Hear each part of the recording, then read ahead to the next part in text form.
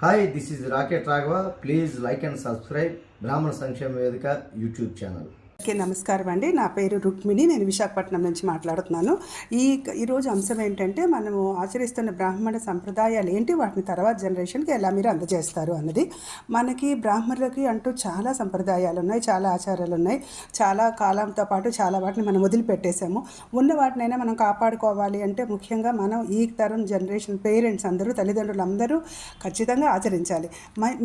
నేనైతే మా అమ్మమ్మ దగ్గర, నాన్నమ్మ దగ్గర పెరిగిన దాన్ని కాబట్టి, మా నాన్నమ్మ గారు ఎంత తెలివైన వారంటే ఆ కాలంలో కూడా ఆవిడ ప్రతి పండగ వెనుక, ప్రతి మడి, ఆచారం, ముట్టు, మైల, వీటన్నిటి వెనుక ఒక అంతరార్థం ఉంది, ఒక సైంటిఫిక్ రీజన్ ఉందంటూ మాకు వివరించి చెప్తూ నేర్పించారు. ప్రతి పండగ గురించి కూడా, ఈ పండగ ఎందుకు చేసుకుంటారు, ఈ సీజన్లో ఈ పండగ ఎందుకు వస్తుంది, దీనికి ఈ రకమైన నైవేద్యం ఎందుకు పెట్టాలి, దానివల్ల మన శరీరానికి ఎలాంటి ఉపయోగం దొరుకుతుంది, ఇలాంటివన్నీ మాకు చెప్తూ పెంచారు మమ్మల్ని. కాబట్టి మాకు ఎటువంటి డౌట్లు లేవు. మేము చెప్పిన దాని మాట విని అలా పెరిగాము, మాకు అలా వచ్చింది. ఆ తర్వాత ఏంటంటే, ఒక ఉద్యోగంతో బయటకు వెళ్ళాల్సిన పరిస్థితి వచ్చినప్పుడు మనం రకరకాల మనుషులతో కలవాల్సి వస్తుంది. అలాంటప్పుడు మాత్రం పిల్లలు కానీ స్కూళ్ళకి వెళ్ళి, కాలేజీలకు వెళ్ళినప్పుడు మన ధర్మం మనం నిలబెడుతూ మనం గర్వంగా, అవును మేము బ్రాహ్మణులం, మేము ఎవరింట్లో తినము, ఎక్కడ బయట తినము, మా భోజనం, మా మడి, మా వంట అని మనం ధైర్యంగా చెప్పగలగాలి. మిగిలిన మతాలు వాళ్ళు ఎలా చెప్తున్నారో మనం కూడా అలా చెప్పగలగాలి. అలా చెప్పినప్పుడే మన నియమం, మనం పెట్టుకున్న నియమం కానీ, మనం చేస్తున్న ధర్మం కానీ మనకు నిలబడుతుంది. ముందు ముఖ్యంగా తల్లిదండ్రులు చేస్తే తర్వాత మన పిల్లలు చూసి సగం నేర్చుకుంటారు.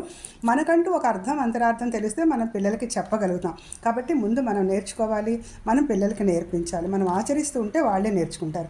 తర్వాత కట్టుబొట్టు, వస్త్రధారణ. ఈ కాలం పిల్లలు, పెద్దవాళ్ళు అందరూ కూడా మనకి లేనివన్నీ అడాప్ట్ చేసుకుంటూ ఉన్న వాటిని వదిలేశారు. ఏదైనా కట్టుకోవచ్చు, మోడర్న్ డ్రెస్సులు వేసుకోవడానికి నేనేమి అగైనిస్ట్ కాదు, కానీ అది ఆ వస్త్రధారణ అవతల వాళ్ళకి ఎబ్బెట్టుగా కనపడకూడదు.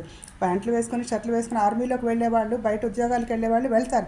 కానీ ఆ వస్త్రధారణ అన్నది కేవలం ఒంటిని కప్పేలాగా ఉండాలి. అది నా సిన్సియర్గా అడ్వైజ్ నేను చెప్పేది.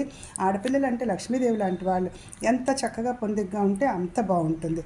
అలాగే మగపిల్లలు విచ్చలవిడిగా తిరగటం, అమ్మ నాన్న ఇచ్చిన స్వాతంత్రాన్ని పాడు చేసుకోవటం కాదు.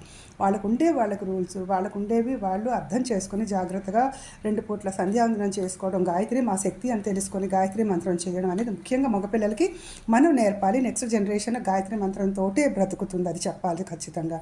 తర్వాత వంటలు, మనకంటూ మన బ్రాహ్మణులకు ఎన్ని రకాల వంటలు ఉన్నాయి, ఎన్ని పిండి వంటలు ఉన్నాయి, మనం చేయడం మానేసాం పూర్తిగా. అన్ని క్యాటరింగ్లు బయట ఇచ్చేయడాలు, ఆ బయట ఆర్డర్లు ఇవ్వడమే.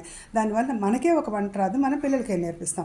కాబట్టి అన్నీ ముందు మనం ఆచరిస్తూ ఉంటే మన పిల్లలు మన చూసి నేర్చుకుంటారు తప్పకుండా.